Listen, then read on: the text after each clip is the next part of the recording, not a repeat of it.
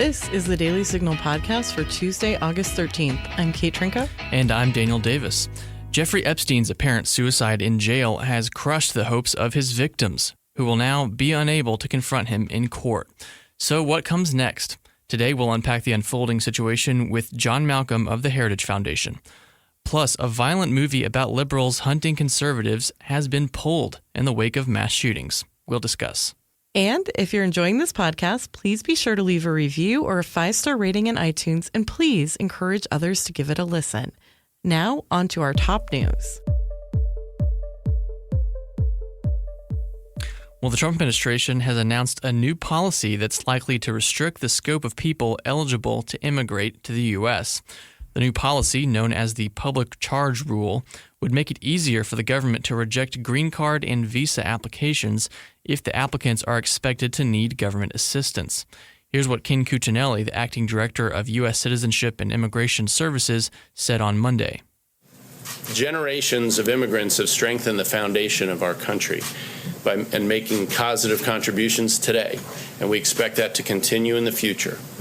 Through faithful execution of our nation's long-standing laws, President Trump's Public Charge and Admissibility Rule better ensures that immigrants are able to successfully support themselves as they seek opportunity here in America. The policy could affect a wide range of potential immigrants. In 2014, 63% of immigrant households made use of at least one welfare program, according to the Center for Immigration Studies. That's nearly double the rate of usage by native households. The Trump administration is making some changes to how endangered and threatened species are handled. First, if a species is deemed threatened, it won't automatically be given the same protections as a species deemed endangered.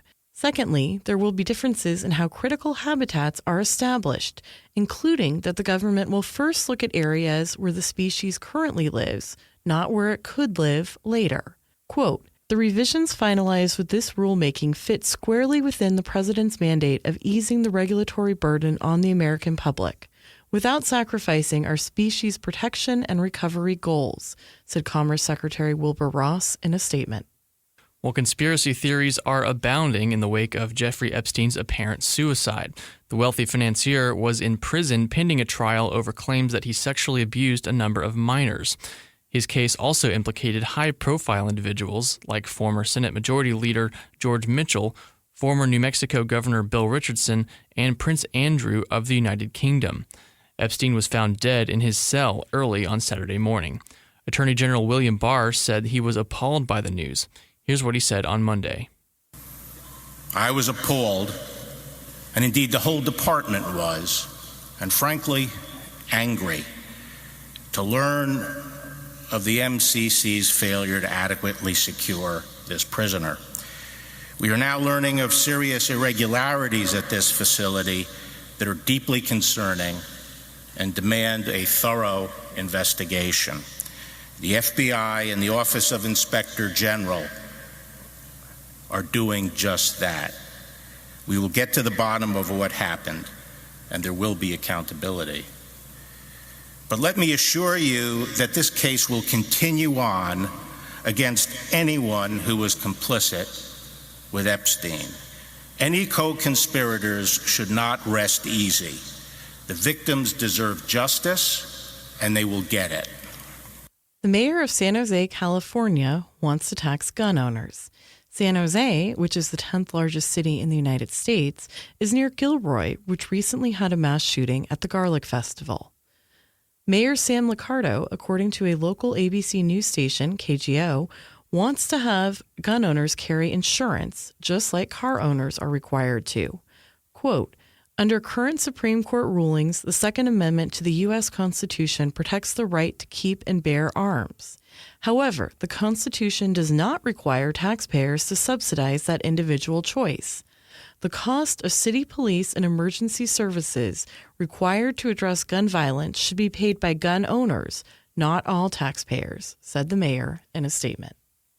Well, protests in Hong Kong continue to escalate as participants have now shut down the city's main airport, resulting in over 100 outgoing flights being canceled and thousands of travelers being stranded. The The Wall Street Journal reports that pro-democracy demonstrators were protesting what they said was police brutality at protests over the weekend. Some of those weekend protests erupted in rioting that was subsequently put down by police. Beijing warned of emerging signs of terrorism in the protests, which have now been going for over 2 months. The protests began in backlash to a Beijing-backed bill that would allow arrested individuals in Hong Kong to be extradited to mainland China for trial. That bill has been tabled by the Hong Kong government, but not withdrawn. Next up, we'll talk to John Malcolm of the Heritage Foundation about Epstein's death and the investigation into it. Tired of high taxes, fewer healthcare choices, and bigger government? Become a part of the Heritage Foundation. We're fighting the rising tide of homegrown socialism while developing conservative solutions that make families more free and more prosperous. Find out more at heritage.org.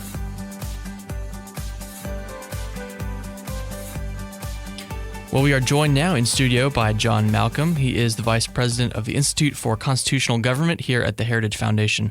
John, thanks for being back on. Happy to be here. So many folks are outraged that Jeffrey Epstein was able to commit suicide, as it appears he did, in prison. What do we know at this point about what happened in that prison cell? We don't know much other than the fact that Jeffrey Epstein died, and although there are a lot of theories that he didn't do so voluntarily, most people believe that he in fact committed suicide. He was in the cell by himself. I gather his cellmate had been removed several hours before he was found dead. The other thing that is known is that this is a guy who was in isolation at the MCC, that's the Metropolitan Correctional Center. He had been on a suicide watch. He had a court appearance not terribly long ago in which there were ligature marks found on his neck. And he was on a suicide watch. So he was seeing a psychiatrist daily, and there were supposed to be people who were supposed to come by every 30 minutes to check on him. Obviously, there would be objects with which he could harm himself that would be removed from his cell.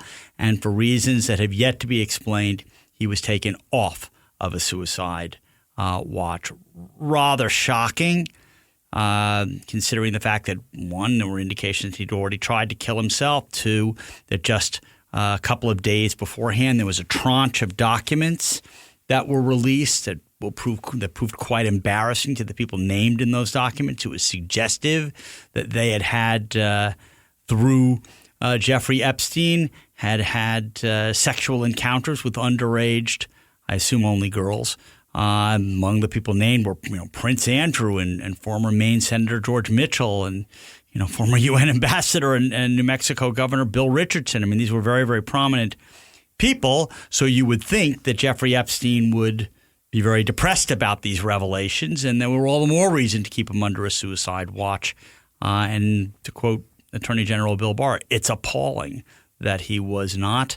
And I'm glad that someone will conduct a thorough investigation to find out what happened. But of course, Jeffrey Epstein is now dead, and there's nothing that's going to bring him back. So as you alluded to, the Attorney General, Bill Barr, has said there's going to be a thorough investigation. He says he's very upset about this. What does a thorough investigation look like? What needs to be investigated here? Well, for one, I assume there'll be several investigations, but he said he's spoken to Michael Horowitz, who's the Department of Justice's Inspector General. I happen to know Michael Horowitz. We work together at the Department of Justice. I consider him a friend. And as I've said before, I think that Michael Horowitz is the consummate professional and an incredibly thorough guy. So look, they will review the protocols. They will review who made decision to take him off of suicide watch. They will review whether anything irregular happened, whether, for instance, he was supposed to get 30-minute bed checks, whether that happened or didn't happen. I assume that they will talk to the guards and any inmates that were in contact with Jeffrey Epstein in the days and hours before he killed himself to find out whether he was depressed, whether he told anything to anybody, and they will find out how this could possibly have happened. Of course, the criminal case against Jeffrey Epstein is now over. We don't have posthumous trials or trials in absentia. There's still going to be civil suits that are ongoing by the victims of Jeffrey Epstein. And now those lawsuits will carry on against the estate of Jeffrey Epstein. And so I suppose that some of the information that would have otherwise been disclosed that will prove embarrassing to some public officials and private individuals who are rather prominent may still come out. But all of that remains to be seen. Yeah, one of the most regrettable aspects of this is that those victims won't get the chance to confront him in a court publicly. Do they have any recourse at this point? I mean, what does the road look like for them going forward? Well, two things, I suppose. One is their civil suit will proceed. They were never going to get the satisfaction of getting their lives back, but in terms of potentially getting money out of the estate, that might survive. And I would note that Jeffrey Epstein did not carry out his extensive pedophile activities by himself. It was alleged that he had co-conspirators. One of the unusual things about the plea deal that Alex Acosta worked out with Jeffrey Epstein over a decade ago or whenever it was when he was U.S. attorney in Miami, and it struck me as being very strange, is that the agreement to not prosecute Jeffrey Epstein federally and to allow his state prosecution or guilty plea in state court to be all that was going to happen is it was an agreement not to look at any of his alleged co-conspirators. Well, if you think that deal was not binding on Jeffrey Epstein, as the New York U.S. Attorney's Office clearly did, it is certainly not binding in terms of protecting any co-conspirators. So I suppose it is possible that if there are people who are within the orbit of Jeffrey Epstein's world who facilitated sex trafficking with minors in New York, then they may face legal jeopardy, as they should. So you're saying that you mentioned some of the high-profile figures who came out and the names on Friday, those documents that were unsealed from an alleged victim of Epstein's. We know, of course, also that President Trump and former President Bill Clinton have ties to Epstein. Should we expect then that the investigation into others who might be guilty of these things keeps going? Yeah, probably. I don't know what the statute of limitations on those sorts of things are. It would be very difficult, I think, to prove. I mean, you might be able to prove somebody who procured women, or maybe there were boys, I don't know, on an ongoing basis that there might be records of that or a lot of witnesses to come forward. It's going to be very, very difficult, I think, to prove. If I'll just pick a name, if Senator George Mitchell denies that he slept with an underage person, and I would be very surprised if there were videotapes or audio tapes that would prove whether that was true or not. I think it will be difficult to go after people like that. But, we'll see. And some of these victims may decide to add some of those names in terms of their civil lawsuits. Look, there were a lot of very prominent people, and this was a multimillionaire, if not a billionaire. People who own their own private islands tend to have a lot of money, and he traveled in mighty high circles, including with the current president and a former president. So the internet has been rife with theories about that, one of the high-profile people that you mentioned could have perhaps arranged for him to be murdered, although it sounds, difficult to achieve that. I mean, given that this was a maximum security prison. What do you think of those claims, and do you think there's any chance that this was not, in fact, a suicide? Well, I don't know what I don't know. I am not by nature a conspiracy theorist. Here because of the prominent people that had contact with Jeffrey Epstein and are named in some of these documents. It's inevitable the conspiracy theories are going to be rampant. I mean, here you end up having one conspiracy theory going out with the hashtag Trump body count and another going out with the hashtag Clinton body count. Finally, bipartisanship. Bipartisan conspiracy theories going out all over the place. I mean, unless there is some videotape that was monitoring Jeffrey Epstein's cell the entire time, I suppose it'll be difficult to discern whether somebody sneaked into his cell in the middle of the night and murdered him. There's been an autopsy performed. Now, I'm assuming that a thorough and professional autopsy would probably be able to give a pretty good indication as to whether somebody committed suicide or whether there was a struggle. I don't know what other physical evidence was found in the cell. I'm assuming that these are conspiracy theories that are unfounded and that they will be debunked, but I don't want to prejudge any facts. So Senator Ben Sasse, Republican of Nebraska, said in a letter to Barr over the weekend that, quote, that heads must roll, referring to the government's role in being in charge of this prison, et cetera. What do you think? Do you think we're going to see firings? I don't know. We're supposed to find out what the facts are. I mean, it's certainly horrific that something like this happened. I cannot imagine why a decision was made to take this guy off of a suicide watch. You do hear of this sort of thing happening from time to time. In state prisons, it rarely happens. In federal prison, clearly something wrong happened and some horrific judgment was exercised. Whether that's going to result in, I assume it will result in some form of disciplinary action against somebody, whether it results in somebody being fired or their head otherwise rolling, I couldn't tell you. But this is a very serious matter. This was a high-profile case, a very important case, and clearly some horrific judgment was exercised, and it's important that we find out why. And this goes to the public's trust in our justice system, right? I mean, if it's seen that people who are powerful enough and wealthy enough can, escape justice, that's not a good perception for our justice system. Well, I'm not so sure that somebody being held pre-trial against their wishes. Jeffrey Epstein was arguing that it should have been released on bond. And two, somebody who kills himself has escaped justice. I would agree, though, that he should have faced justice in the sense of being rightfully convicted in a court of law and confronted by his accusers. That it's not a very satisfying conclusion that he committed suicide rather than being convicted in a court of law.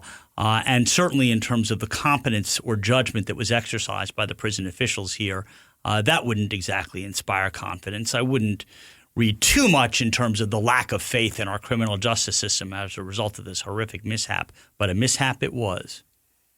All right. Well, John Malcolm, appreciate you being on today. Great to be with you.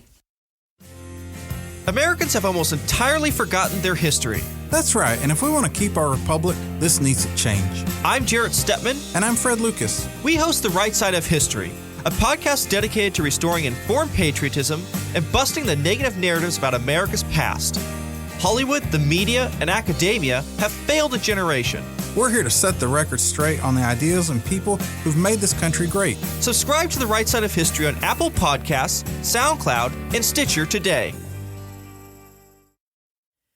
After fierce criticism, including from President Trump, the release of the movie The Hunt has been postponed. In a statement, Universal says, quote, "We stand by our filmmakers and will continue to distribute films in partnership with bold and visionary creators, like those associated with the satirical social thriller, but we understand that now is not the right time to release this film," end quote. Hollywood Reporter wrote earlier this month that, quote, "The violent R-rated film from producer Jason Blum's Blumhouse follows a dozen MAGA types who wake up in a clearing and realize they are being stalked for sport by elite liberals," end quote, and said that a character, at least in the screenplay, had said, "Nothing better than going out to the manor and slaughtering a dozen deplorables." So the movie is not being released at least anytime soon. It does sound like Universal is planning to eventually release it. Daniel, what do you think? So, I've watched the trailer and, I've read competing takes. Some people think this is actually a pro-Trump movie because it shows, deplorables as victims being slaughtered kind of helplessly. But I just have trouble with that because, these elites are, depicted as going after deplorables. And they're like the trailer itself does not really give you a full sense of, are these the protagonists? Like, are the elites supposed to be the good guys going after the people we don't like? I don't know. I do think it was a good call for them to to pull this because it was totally insensitive right now and in the wake of the mass shootings. But I feel like in general, this doesn't seem. It seems like a movie in bad taste. Like, no matter when you release it, if you make a movie about killing deplorables, it's in bad taste. Like, you don't make a movie about genocide, for comedic effect. It's kind of like the Texas Chainsaw Massacre if it was applied to a whole group of people. Well, I think the studio described it as a satirical social thriller, and I think in general, movies that fall under that term are probably not, shall we say, in good taste. I'm thinking of 30 Rock's weird Kim Jong-un parts, but where they sort of turned into a joke that someone was kidnapped by the North Korean dictator, which was arguably bad taste, but also weirdly funny. But if it's satirical, what's the joke? Yeah, I'm not sure what the joke is. I think one of the hard things is, as you said, there's a trailer, which I found very confusing. The Hollywood Reporter is the one that it looks like the writer of that at least read part of the screenplay and got into the political ramifications. I don't know if there's a twist. I don't know. As you mentioned, not everyone thinks it's anti-Trump. National Review's Kyle Smith, a film critic, wrote that he thinks it's arguably a pro-Trump movie, that no one is going to say essentially that the elite liberals shooting deplorables are the good people. I thought that was a compelling point, but this movie, we know so little about it that it's hard to weigh in. It does seem, though, that it's unlikely this movie would have been made if it were conservatives shooting liberals. But I do want to turn it over to our resident movie expert and podcast producer, at least today, Thalia Rampersad. Thalia, what are your thoughts? Well, so there's a lot of mystery going on here, Kate, just to start it off. That's accurate. So we look at the films Jason Blum has had a producer title on, films like Get Out and The Purge, and one of my favorites, Whiplash.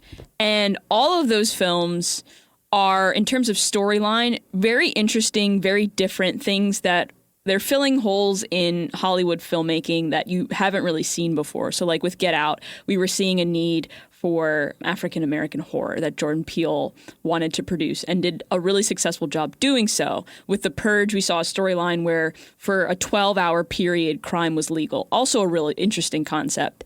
And with Whiplash, just a really cool indie film about the struggles of drumming and making music. And so with this film, we don't really know what's going on. There's things that we see in the trailer that are, I don't want to say interesting, but what is the storyline even about after watching the trailer? I don't know particularly. I don't know essentially who's good, who's bad, what the gist of it is. And so we see this Hollywood Reporter article saying this is what's going on, this is why it's being pulled. And to me, there's still a lot of confusion there. And I agree with the idea of them pulling it because of the actual content of the film and pairing that up against what our current backdrop is in terms of what's going on in the news right now. I think that's appropriate. But at the same time, too, we don't know what this film's about. And we will find out because they are going to release it presumably at some later point. Which a lot of people don't realize either. They're just assuming it's been canceled when really it's just been postponed. Yeah. And I think I almost wish they could just release the screenplay or something. It's sort of, it's such an interesting question, though. And I think one of the things that we're really struggling with as a society is 99.9% of people can see a work of art or a film and not be affected and do anything terrible. But as we're seeing in these mass shootings, people who have mental illness or otherwise disturbed might be pushed over the edge. And that's sort of the reason that I wasn't upset to find it had been postponed indefinitely, because I do think, we're coming on the heels of several more tragic shootings. It's been, 2 years since Steve Scalise and a bunch of Republican lawmakers were shot at in a baseball field, and it's a miracle there wasn't a massacre. Even I'm willing to grant that this movie, let's say it was satire and it was certainly not endorsing this behavior. Even if that's the case, you don't want one unhinged person watching it.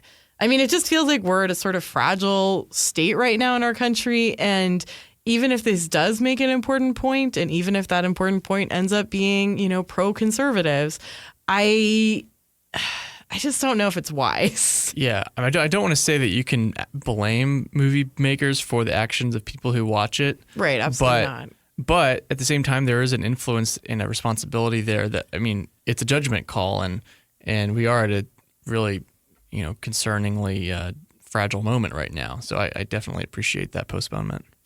Yeah, and I think it's also one of the interesting questions is it something that could be written? But, you think about it, the New York Times, I think last year, ran a short story. It was something very bizarre, like an assassination fantasy about Trump. Yeah, there's just certain places in fiction which would never have happened if this was under the Obama administration. Right. And I think that's a really important point, because I think part of what's really frustrating about this is whatever the intentions are, there are certain things that our, cultural elites have decided we don't touch because it's inappropriate, and they're not applying that same standard, or they're not applying, that standard in the same way to the left and right. All right. Well, we will leave it there. Thanks for listening to the Daily Signal podcast, brought to you from the Robert H. Bruce Radio Studio at the Heritage Foundation. Please be sure to subscribe on iTunes, Google Play, or SoundCloud, and please give us a review or rating on iTunes to give us feedback. We'll see you again tomorrow.